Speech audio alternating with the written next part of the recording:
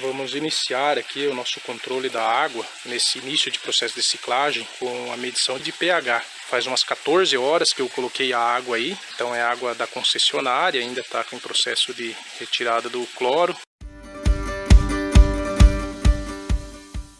Para quem tem dúvida, o cloro, algumas horas circulando a água, ele já evapora. Não tem problema você utilizar a água da concessionária para a criação de peixes.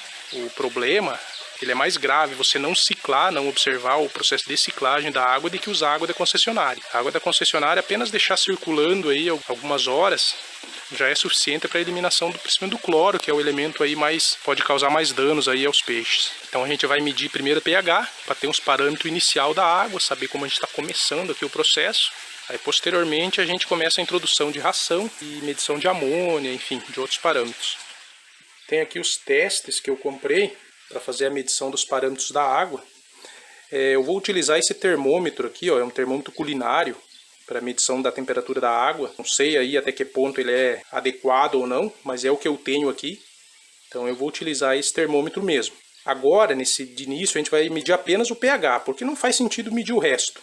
O resto, a princípio, é para dar tudo zerado. Ou assim, em parâmetros que não nos interessa por enquanto. Então a gente vai medir o pH, saber se essa água da concessionária, que pH ele está, saber a partir de onde a gente está começando. Aí vamos começar a introduzir a ração. Alguns dias de introdução de ração a gente começa a medir a amônia, para saber até que ponto essa amônia está evoluindo no sistema. A ideia nossa é causar um surto de amônia mesmo, porque a gente não tem peixe por enquanto.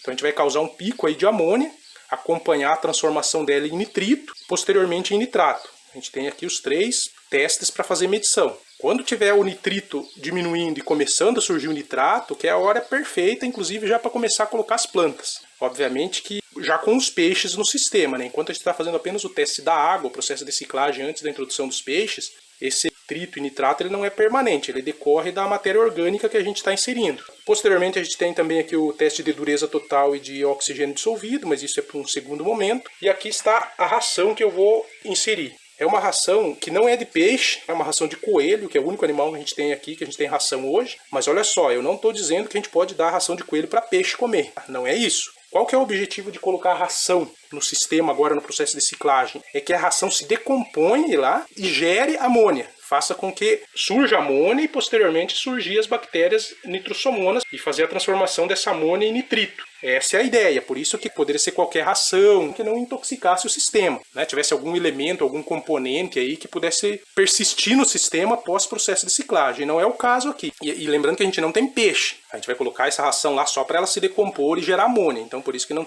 tem problema. Eu não vejo problema nesse sentido. Então a gente vai medir o pH. E aí, posteriormente, começar a incluir a ração e daqui a alguns dias começar a medir a amônia tóxica. Estou aqui com o teste pH, ele vem o frasquinho, a proveta e esse manualzinho. Um lado ele tem a tabelinha para fazer a medição e do outro ele tem várias informações. Grosso modo, aí, o que a gente precisa saber, o pH ele varia de 0 a 14, sendo o 7, que é a metade, o pH neutro, que é o que a gente sempre busca. Está próximo de 7. pHs de 0 a 7 são ácidos, pH de 7 a 14 alcalinos. Nesse folhetinho diz que o pH adequado variaria aí entre 6,8 e 7,2, mas a gente pode até alargar um pouquinho essa margem aí, 6,5 a 7,5, não fugindo muito dessas especificações, a gente já teria um pH mais equilibrado. Eu vou coletar água na proveta ali, fazer o teste e eu volto depois com o resultado. Coletei aqui a água do sistema, até na marquinha aqui da proveta. Vamos colocar 3 gotas da solução reagente. Agitar, né, primeiro, aguarda 2 minutos e aí a gente volta. Ver qual o pH que essa água aí da concessionária, sem nenhum tipo de matéria orgânica, peixes, nem nada, vai apresentar.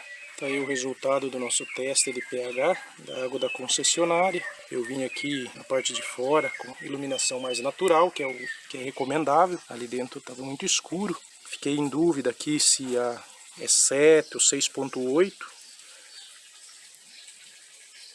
Tá em cima do 7 aqui, ó. Vamos colocar em cima dos próximos aqui para a gente analisar melhor. Acho que não, parece mais azulado. Parece que se aproximou aí um pouquinho mais da cor. Acho que a cor é esse mais azulado, só tá um pouquinho mais claro, mais fraco. Não sei se dá para ver no vídeo. De novo em cima do 7. que seria o neutro. Eu acredito que está mais para o 7.2 aí, um pouquinho mais alcalino. Que é na medida entre os dois, dá para comparar melhor. Acho que está mais puxando para o 7.2 mesmo. É mais azul do que verde. Aqui seria o 7.5, que seria a maior escala que tem aqui, já é bem mais escuro. Então aí acredito que está 7.1 aí, puxando mais para 7.1, 7.2, por aí. Ou seja, um pH praticamente neutro, pouquinha coisa alcalina. Bem bacana aí para a gente iniciar o sistema. Pesando aqui a ração que a gente vai colocar lá no sistema para iniciar o processo de ciclagem. 20 gramas, eu já descontei o peso da tara, deu 8 gramas a tara. Então a gente está pondo 20 gramas de ração. Eu vou colocar 20 gramas, uma delas em cada caixa. Então vai dar aí 80 gramas. É um sistema aí de aproximadamente 6.000 litros de água.